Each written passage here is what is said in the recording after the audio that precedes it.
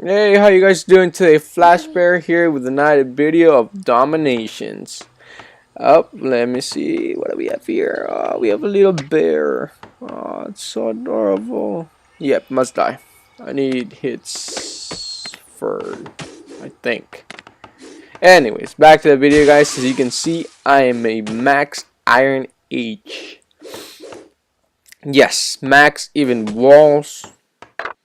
My caravans, farms, barracks, everything. In last video I believe I didn't have the temple, and you can use your goods to get certain fortifications or blessings, as you can say. This one is fortification blessings, increase the health of your nation's buildings. Sounding real cool. It doesn't really work that well. I mean, I guess if you upgrade it later on, it will work. We have the armor blessing, which increases the health of your attacking troops, and the gathering blessing, which is just hunting and gathering from your farms and mines and trees and whatever. Anyways, in this video I will be going over how to get as much resources as you can and what type of bases you should be looking for. But in order to do that, first of all, let me show you what my army is composed of. And as you can see, I have 5 horse riders and have 15 bowmen. I'm not really gonna try saying the name because it's Chinese. It's Chu Kong Nu, I think. And then yeah, I have the horsemen, which are, in my opinion, they're OP. They target defensive buildings.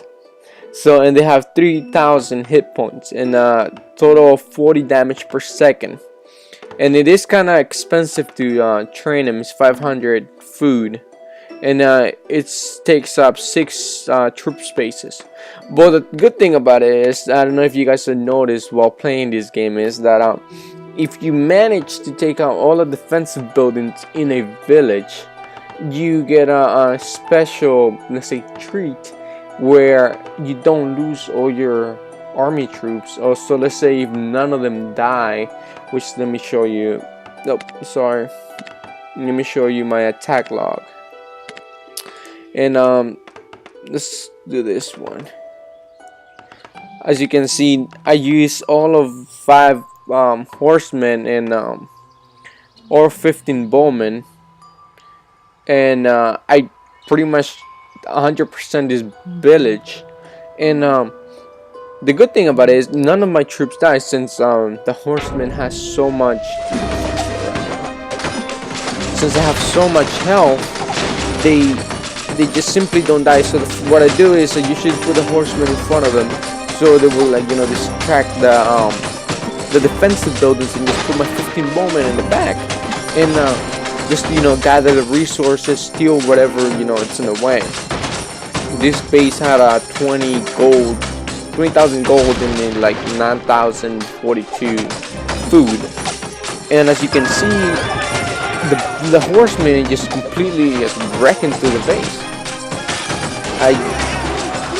I do have some bowmen that die right there because of the tower right there. But I mean, it's no biggie. I mean, the bowmen are, like, they're cheap, they're fast to cook, so that I don't really see an issue of letting a few of them die. And then once you can see that right there, when all of the defensive buildings go, I get to keep all of my troops, which is cool when you're farming, because you don't really have to waste as many resources to cook up expensive troops. It is pretty expensive to cook the horsemen, but I mean, if you power to the whole base, you get to keep the rest of your troops, which is kind of, in my opinion, that's awesome. And fast forward to the base, and you can see it completely destroyed it. So when you're farming and you say you want to upgrade something, that's why you should be looking for bases like this.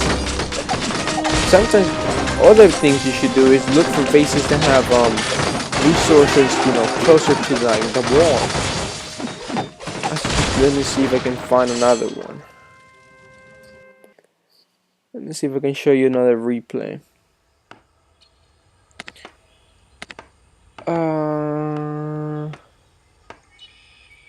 Here, let's do this one. This is 30,000 gold, 500. This 30,533 gold and 9,303 food.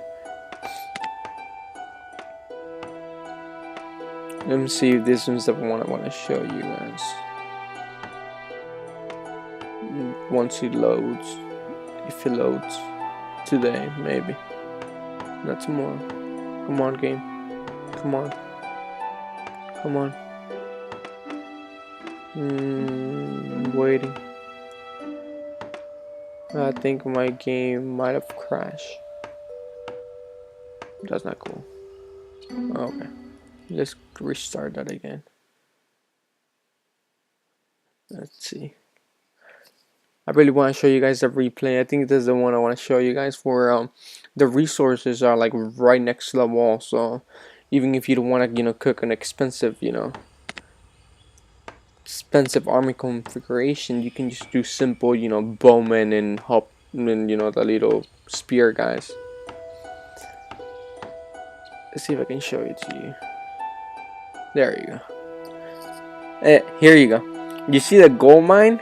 How it is, or the food, how they're like right there, like in that open space away from the defenses. Well, the gold is. The food is kind of being surrounded by that. Well, anyways, you see how my bowmen, my horsemen just go in and just power through. They just take all the damage from all the defense, and while my bowmen in the back just do all work and like whatever resource we're building. The most annoying thing about this, when you attack someone, these guys right here, oh god, I even forgot how they call them. The ones that have like reinforcement troops that pop out. They really do go to town and your stuff, especially if you're running like weak troops. If I didn't have my horsemen, probably would have like not even have stolen half of the resources. Just because of that, you can see they come out and then just attack, go to town on your troops. So this is where the blessings come in handy. Because if you have like the one that gives you 25% more health, that means every single troop in there will have a lot more health. Also, another thing is when you're farming, and this is important, and we'll go back to it. The mercenary camp. The mercenary camps are so important. The reason is because it's like they don't count as the amount of troops you can carry, but they can make a difference in the base. They can make a difference for completely destroying the base or completely stealing all the resources. You can take the Assyrian horse riders, which they go specifically for the resource buildings. And as you see, it needs leather and cider, diamonds, metal, and fur. So this is why hunting is one of the most important thing in this game. Like I say, if you don't hunt, you can't have mercenary troops, or you can't have buying extra blessing. So it really makes a difference in the whole game if you choose to hunt. Another thing is pretty fun if you have nothing to do, other than collecting your resources, gold, and your food. Hunting. Pop up and get on the game and just hunt. I'm gonna do the bear. He's gonna give me. It's a 60% chance of fur. So that's amazing. Okay, and I will do one live raid if we can find one, where I will show you how I attack and how I farm through these bases. And don't worry, you will always get attacked, and most likely you won't be able to defend. I'll put it that way. The chances of you defending against an attack are really slim. The reason is not until you get to the higher levels, so you get to upgrade your defenses higher. is when you actually have a chance to actually defend against someone. But in the lower levels, it's okay if you get attacked, it's okay if you lose. That doesn't really affect anything. The reason is, you know, it'll happen. You attack people, they attack you. It's just the way this game works. But so I think I might attack this guy. They don't have as many resources, but their thing is right there. So I think I might attack these guys first. Here, move the bowman over the top, and they will go over.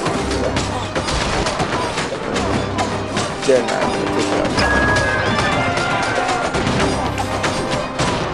I did buy a blessing, so all my troops have 25% more health.